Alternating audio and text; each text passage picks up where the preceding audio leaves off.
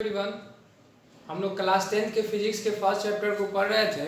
उसमें हमने उसकी प्रकाश के परावर्तन के कुछ मूलभूत बातों को जाना था और मैंने मेरा जो पिछला वीडियो आया था उसमें बताया था कि इस चैप्टर में हम लोग को दो तरह के दर्पण को पढ़ना है, दो तरह के मिरर के बारे में पढ़ना है।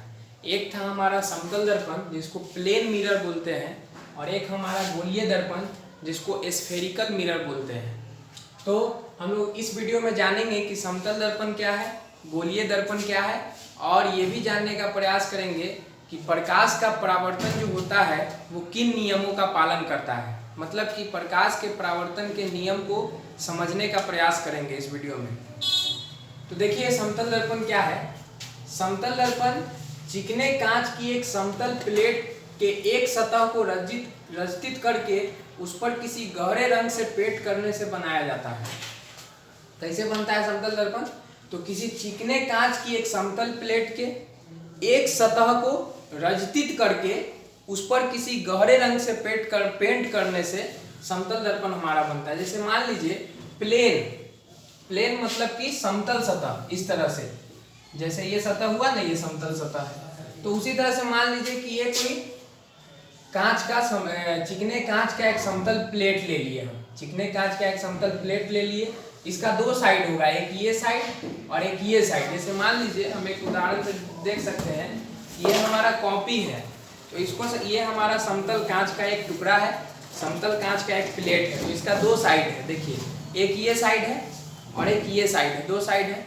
अब समतल दर्पण हमको बनाना है तो चिकने कांच की एक समतल प्लेट ले लिए, इसका दो साइड है, एक साइड और दो साइड। इसी तरह से इसको देखिएगा, एक साइड और दो साइड। तो इसके इस तरफ क्या किए या इस तरफ किसी भी एक साइड को हम क्या किए कि उसको रचित कर दिए। रचित मतलब क्या होता है?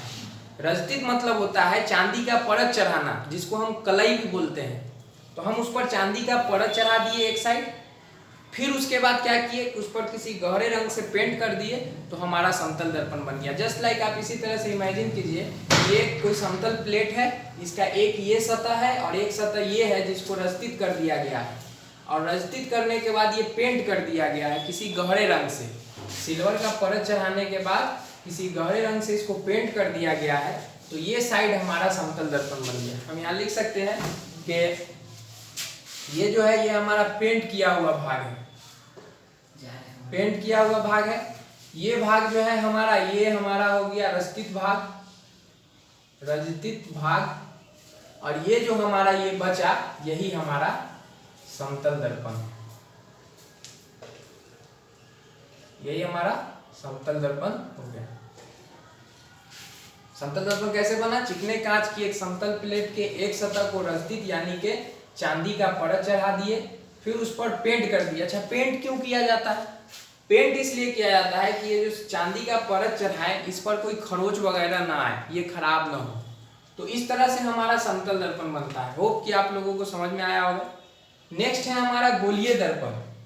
तो गोलीय दर्पण उस दर्पण को कहते हैं जिसका परावर्तक सतह मतलब जहां से परावर्तन होगा, परावर्तन मतलब कोई चीज मतलब कि प्रकाश टकरा करके लौट जाएगा, तो परावर्तक सतह उस सतह को कहते हैं जहां से परावर्तन होता है। परावर्तन क्या होता है? प्रकाश का किसी वस्तु से टकरा कर लौटने की घटना को परावर्तन कहते हैं या प्रकाश का परावर्तन कहते हैं। तो परावर्तक सतह किसी खोखले गोले का भाग होता है, मतलब वैसा कांच, वैसा शीशा जिसका परावर्तक सतह किसी खोखले गोले का भाग होगा, उसको हम लोग गोलीय दर्पण बोलते हैं।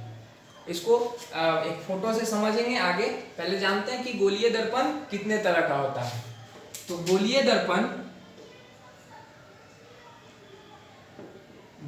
दर्पण दो प्रकार के होते हैं। गोलीय दर्पण कितने प्रकार के होते हैं? दो प्रकार के। एक है हमारा अवतल दर्पण,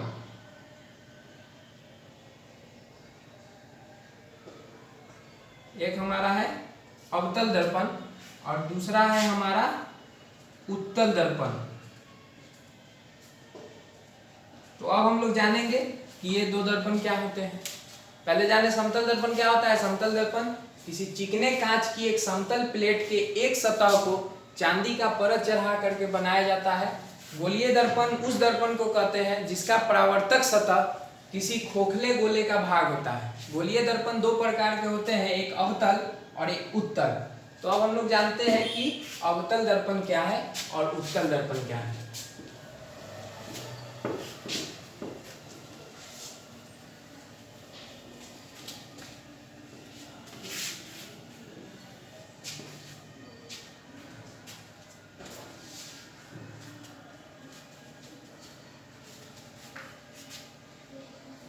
तो जानते हैं कि अवतल दर्पण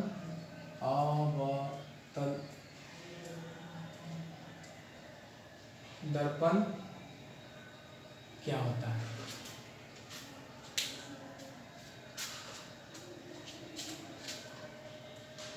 जब कांच के टुकड़े के बाहरी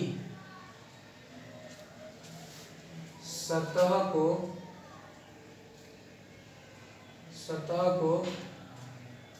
रजतित मतलब चांदी का परत चढ़ाना।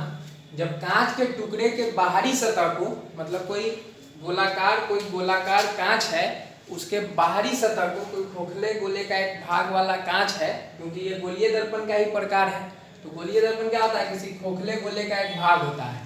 तो उस भाग के बाहरी सतह को जब कांच के टुकड़े के, उस खोखले गोलाकार कांच के टुकड़े के बाहरी सतह को रस्तित किया जाता है, मतलब बाहरी सतह पर चांदी का परत चढ़ाया जाता है, तो अवतल दर्पण बनता है। जब उस खोखले गोलाकार कांच के एक भाग के बाहरी सतह को रस्तित करते हैं, बाहरी सतह पर चांदी का परत चढ़ाते हैं, तो ये हमारा क्या बनता है, अवतल दर्पण। जैसे मान लीजिए कि ये किसी खोखले गोलाकार कांच का एक भाग है, टुकड़ा है, ठीक है। तो इसका दो सतह है, एक ये अंदर वाला और एक ये बाहर वाला। तो जब इसके बाहर वाले सतह को हम रस्तित कर देते हैं, ये जो हम लाइन किए, ये इसका मतलब हुआ रस्तित करना। हम मान लेंगे कि हमने रस्तित कर दिया, क्योंकि यहाँ पे चांदी का परत कैसे चढ़ा के दिखा सकते हैं। तो जब हम इसके बाहरी सतह को रस्तित करेंगे तो ये हमारा अवतल दर्पण बनेगा। देखिए इसका दो साइड है, इस खोखले गोलाकार कांच के टुकड़े, इसको मान लिए कि ये किसी खोखले गोलाकार कांच का टुकड़ा है, तो इसका दो सतह है, एक ये अंदर वाला और एक ये बाहर वाला। तो जब बाहर वाले सतह को रस्तित करेंगे तो हमारा क्या बनेगा, अवतल दर्पण। एक रेखा इसके बीच से गुजार देते हैं, ये हमारा बन गया अवतल दर्पण, ठीक है। अब देखिए कैसे खोखले गोलाकार टुकड़े का भाग है। मान लीजिए ये कोई खोखला गोला है, कांच का कोई खोखला गोला है, सॉरी। तो इसका एक भाग है, वो कैसे, सो देखिए, अगर मान लीजिए कि इसके इतने साइड को हम हटा दें तो यही बचा होगा, यही शेप में इसका है। तो गोलीय दर्पण किसी खोखले गोले का एक भाग होता है। जब उस भाग के बाहरी सतह को, मतलब इस बाहर वाले साइड को जब रस्तित कर देते हैं, सिल्वर का परत, चांदी का परत चढ़ा देते हैं, तो हमारा अवतल दर्पण बन जाता है। तो अवतल दर्पण क्या है, आप लोगों को उम्मीद करता हूं कि समझ में आया हो। उत्तल दर्पण क्या होता है, इसके अपोजिट, मतलब कि इसमें बाहरी सतह को रस्तित किए, उसमें भीतरी सतह को रस्तित करेंगे। देखिए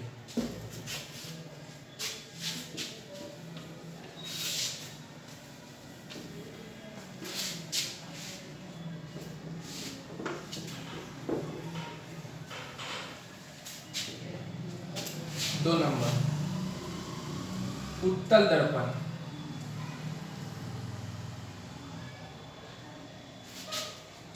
जब कांच के टुकड़े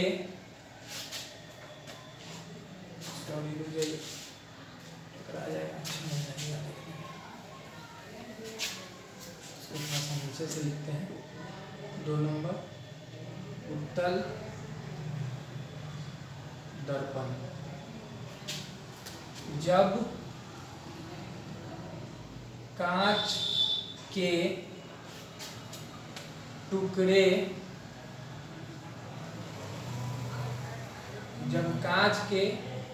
टुकड़े के भीतरी सतह को रजतित,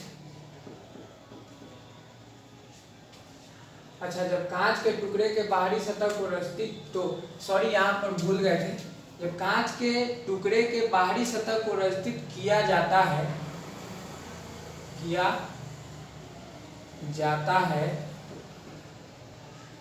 तो अवतल दर्पण बनता है। जब कांच के टुकड़े के बाहरी सतह को रजतित किया जाता है तो अवतल दर्पण बनता है। गलती हो गया, निशान से ही गलती होता है, वहां पर छूट गया था, सॉरी। अब उत्तल दर्पण क्या होता है? जब कांच के टुकड़े के भीतरी सतह को रजतित किया जाता है तो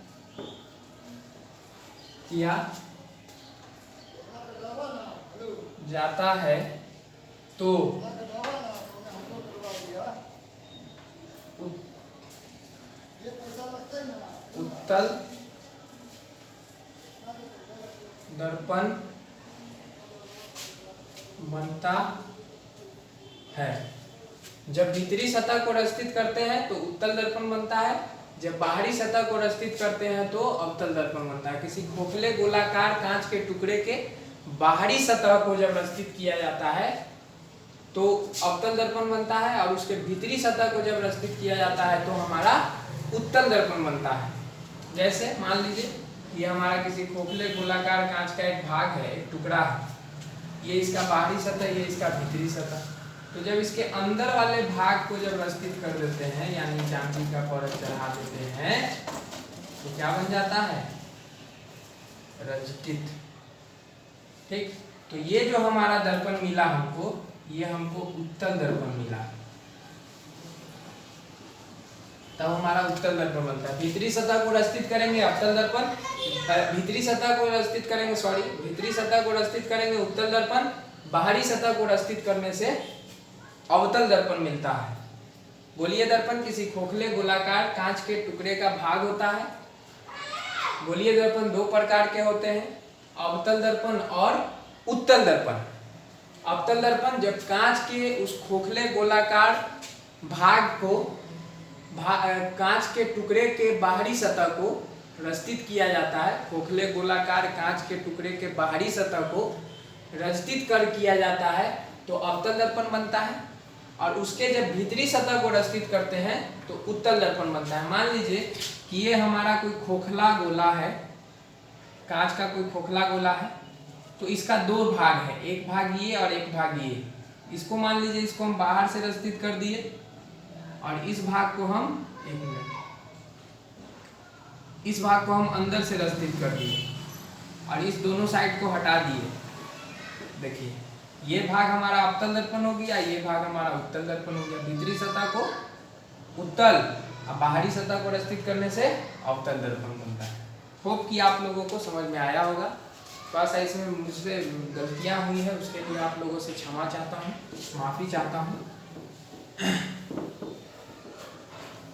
चलिए, तो ये दर्पण दो तरह के पढ़ना था, समतल दर्पण, गोलीय दर्पण। गोलीय दर्पण दो प्रकार के होते हैं, अवतल दर्पण और उत्तल दर्पण हमने जान लिया। अब प्रकाश का परावर्तन हम लोगों ने पढ़ा था कि प्रकाश का किसी वस्तु से टकराकर लौटने की घटना को प्रकाश का परावर्तन कहते हैं।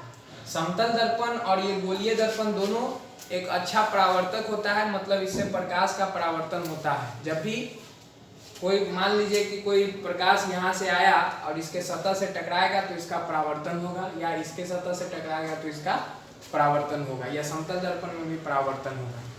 ठीक है, दर्पण से परावर्तन होता है, इसीलिए हम लोगों ने दर्पण के बारे में जाना। परावर्तन के कारण ही हम अपना फोटो देख पाते हैं दर्पण में। बहुत सारा किसी भी चीज का जो पिक्चर हम दर्पण में देख पाते हैं वो परावर्तन के कारण ही देख पाते हैं, इसीलिए हम लोग दर्पण के बारे में पढ़े। अब हम जानेंगे कि प्रकाश के परावर्तन के कितने नियम हैं, वो किन नियमों पर काम करता है।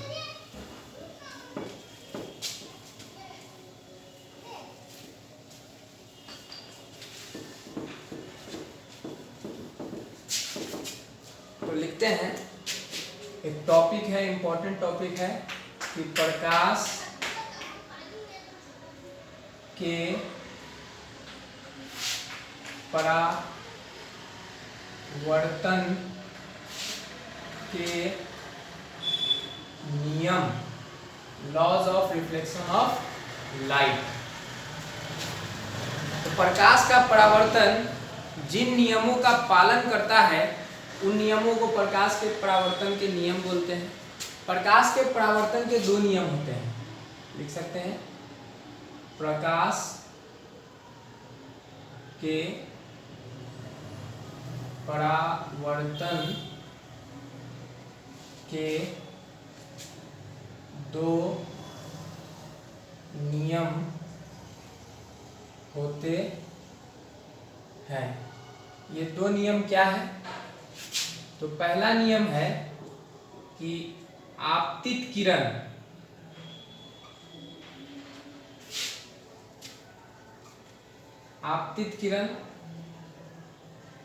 परावर्तित किरण तथा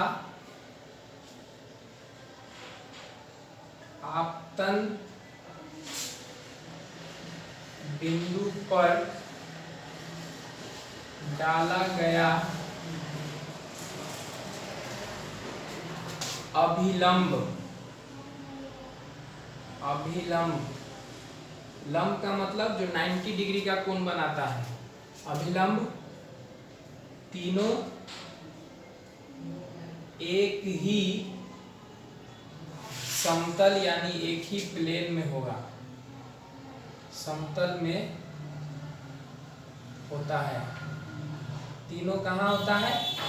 एक ही समतल में होता है। ये आपतित किरण, ये अभिलंब और ये परावर्तित किरण तीनों कहाँ होगा? एक ही समतल में। तो इस नियम को जानने के लिए हमको तीन बिंदु को जानना होगा, एक आपतित किरण, एक परावर्तित किरण और एक अभिलंब जानेंगे। पहले दूसरा बिंदु जान लेते हैं। आपतन कोण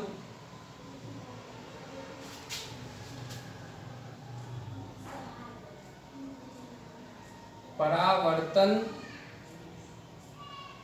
कोण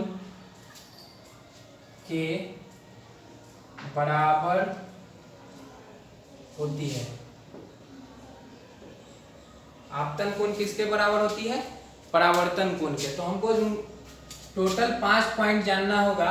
एक आपतित किरण क्या है, एक परावर्तित किरण क्या है, एक अभिलंब क्या है, एक आपतन कोण क्या है, एक परावर्तन कोण क्या है। तो अगर हम इस पांचों पॉइंट को जान गए तो हम इस नियम को आसानी से समझ सकते हैं। इस नियम को हम एक डायग्राम से समझते हैं। मान लीजिए कि ये कोई समतल दर्पण है, इसके एक सतह को स्थित कर दिए, इसके एक सतह को स्थित कर दिए। ये हमारा परावर्तक सतह हमको मिल गया। कोई प्रकाश की किरण यहाँ से जाती है, इससे टकराती है इस बिंदु पर। प्रकाश की किरण यहाँ से गई, इसको A मान लिए, इस बिंदु से प्रकाश की किरण यहाँ गई, इस बिंदु पर टकराई, इस बिंदु को हम नाम दे देते हैं O। तो देखिए, समझिए यहाँ पर एक पॉइंट, जो किरण किसी वस्तु से या किसी दर्पण से जाके टकराती है उस किरण को हम लोग आपतित किरण बोलते हैं। जो किरण किसी वस्तु से या किसी दर्पण से जाके टकराती है उसको हम लोग बोलते हैं आपतित किरण। आपतित किरण, एक पॉइंट क्लियर हो गया कि जो किरण किसी बिंदु से जाके किसी वस्तु से या किसी दर्पण से जाके टकराती है उसको हम लोग आपतित किरण कहते हैं। तो ये हमारा आपतित किरण मिल गया। अच्छा, जिस बिंदु पर आपतित किरण दर्पण से टकराती है उस बिंदु को हम लोग आपतन बिंदु बोलते हैं। आपतन बिंदु। अब ये किरण यहाँ आकर के टकराई तो इस बिंदु को आपतन बिंदु बोलेंगे। अगर यही किरण यहाँ टकराती तो यहाँ वाला जो पॉइंट होता वो आपतन बिंदु होता। तो जिस बिंदु पर आपतित किरण दर्पण से या वस्तु से टकराती है उस बिंदु को आपतन बिंदु बोलते हैं। रिफ्लेक्शन जानते हैं, परावर्तन के बारे में जानते हैं कि जब कोई किरण जाकर किसी दर्पण या किसी वस्तु से टकराती है तो वो वापस लौट आती है, वापस लौट आती है। इस घटना को ही परावर्तन बोला जाता है। तो वापस दर्पण से या वस्तु से टकराने के बाद वापस लौटने वाली किरण को हम लोग परावर्तित किरण बोलते हैं। परावर्तित किरण। 3 पॉइंट हमारे ख्याल से क्लियर हो गया। आपतित किरण, आपतन बिंदु और परावर्तित किरण। जो किरण किसी वस्तु या किसी दर्पण से जाकर टकराती है उसको आपतित किरण, जिस बिंदु पर टकराए उसको आपतन बिंदु, वहां से टकराने के बाद वो लौटती है तो लौट गई किरण को परावर्तित किरण बोलते हैं। अब यहां से अगर हम एक लंब डाल दें, 90 डिग्री का कोण बनाता हुआ एक रेखा, ठीक है, इसको n दे दें नाम, तो ये जो हमारा ON है, यही ON हमारा अभिलंब हो गया। आपतन बिंदु पर डाला गया लंब, लंब मतलब जो 90 डिग्री का कोण बनाए, ये इससे इसके बीच का जो कोण है, ये पूरा जो ये कोण है, ये 90 डिग्री बन रहा है, ठीक है। तो एक लंब डाल दिए आपतन बिंदु पर, तो इसी लंब को हम क्या कहेंगे? अभिलंब। तो ये हमारा ये हमारा क्या हो गया? ये हो गया हमारा अभिलंब, ठीक। अब एक चीज और देखिए, इसके आपतित किरण और इस अभिलंब के बीच में कुछ कोण बन रहा है, कुछ एंगल बन रहा है। देखिए ये एंगल बन रहा है, ये एंगल बन रहा है। आपतित किरण और अभिलंब के बीच में कुछ एंगल बन रहा है, कुछ कोण बन रहा है, ठीक है। इसको अगर हम मान ले थीटा आई, और ये जो परावर्तित किरण है, इसके और अभिलंब के बीच में भी कुछ कोण बन रहा है, बन रहा है कि नहीं? तो ये हम इसको अगर हम मान ले थीटा आर, ठीक। आपतित किरण अभिलंब के बीच में कोण बना थीटा आई, और अब परावर्तित किरण और अभिलंब के बीच में कोण बना थीटा आर। तो आपतित किरण और अभिलंब के बीच के कोण को आपतन कोण कहेंगे, यानी कि थीटा आई हमारा क्या हो गया? सॉरी, थीटा आई हमारा हो गया आपतन कोण, आपतन कोण। आपतित किरण और अभिलंब के बीच के कोण को आपतन कोण, थीटा आर क्या हो जाएगा? परावर्तित किरण और अभिलंब के बीच के कोण को परावर्तन कोण, परावर्तन कोण कहते हैं। तो ये हमारा हो गया थीटा आर। अब नियम को समझते हैं। पहला नियम कहा कि आपतित किरण, परावर्तित किरण, आपतन बिंदु पर डाला गया अभिलंब, तीनों एक ही प्लेन, एक ही समतल में होगा। देखिए तीनों एक ही समतल में है। ये आपतित किरण भी यहीं मिल रही है, परावर्तित किरण भी यहाँ मिल रही है, और ये अभिलंब भी इस प्लेन में ही मिल रही है, इसी समतल में है तीनों। आपतित किरण, परावर्तित किरण और अभिलंब तीनों इसी समतल में है। तो ये नियम का हमेशा लागू होगा। जब भी परावर्तन होगा तो आपतित किरण, परावर्तित किरण और आपतन बिंदु पर डाला गया अभिलंब तीनों एक ही समतल, एक ही प्लेन में होगा, एक ही सतह पर होगा। पहला नियम क्लियर हो गया होगा मेरे ख्याल से। उसके बाद आपतन कोण परावर्तन कोण के बराबर होगा, यानी कि आपतन कोण अगर आपका थीटा आई है तो ये हमेशा बराबर होगा थीटा आर के। यानी कि अगर इसके बीच में 60 डिग्री का कोण बनेगा तो इसके बीच में भी 60 डिग्री का ही कोण बनेगा। जितना डिग्री का कोण बनाते हुए आपतित किरण आएगी, लौटेगी भी तो उतना ही डिग्री का कोण बनाते हुए लौटेगी।